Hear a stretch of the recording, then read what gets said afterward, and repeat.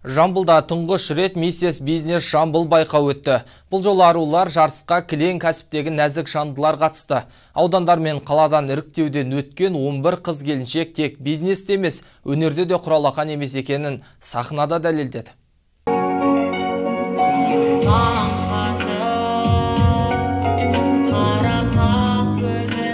Басқа емес әулие атадан басталған бастама бұл. Қатысушыларға бірнеше талап қойылды. Әуелі арулар өздерін таныстыру мақсатында бейнеролик ұсынды. Сұрақтарға жауап беріп, бар өнерлерін паш етті. Бір қолмен әлемді, бір қолмен бесікті тербеткен кіл мықтылар жиылған бұл додаға ұйытқы болған іскер әйелдер қауымдастығы.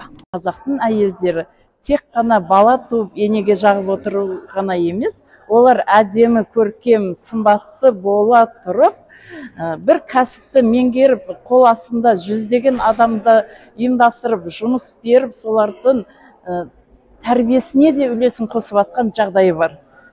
Сондай әйелдерді біз көрсеткіміз келеді. Сондай әдемі кәсіпкер, қолынан іс келетін әйелдерді біз Жамбыл облысы ғана емес, бүкіл Қазақстанға паш еткіміз келеді. Сайыста 24 кәсіпкердің ішінен 11 іріктеліп алынған ару түрлі аудандар мен қала намысын қорғады. Қатысушылар алдымен отандық үлгідегі киімдерді киіп, жамбылдық Ирина Набока сән үйінің туындыларын паш етті. Сән көрсетілімінде көптің көңілінен шыққан сұлу көрерменнің ықыласына бөленді.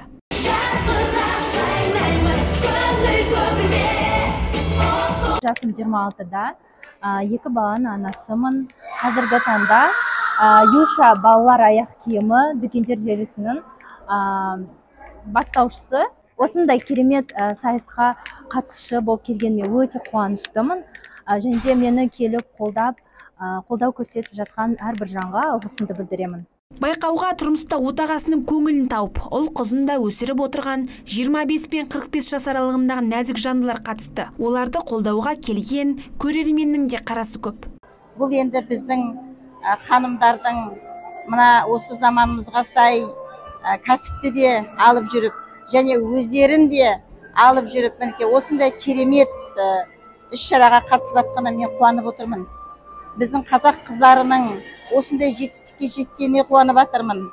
Ана да болып, бала да туып, ісін де жүргізіп жеке тірлігін, және өздерін де осындай керемет финалдарда көрсетіп жатқанына мен қатты қуанамын. Бас жүлдені Талас ауданынан шыққан, қарапайым ғана сүт өнімдерімен айналысатын кәсіпкер Назира Ауғанбаева алды. Байқаудың жүлдегері ретінде таңдалған 4 кәсіпкерге ақшалай сыйлық берілсе, бас жүлдеге ыстық елдерге 2 адамға саяхат ұсынылды. Назерке Аяз, Мұхтар Әлішев, Аймақ.